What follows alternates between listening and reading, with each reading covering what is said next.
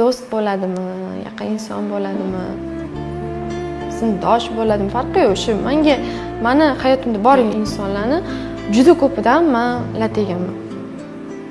Juda ko'pidan kutmagan narsalarim bo'lgan, kutmagan hodisalar, kutmagan voqealar.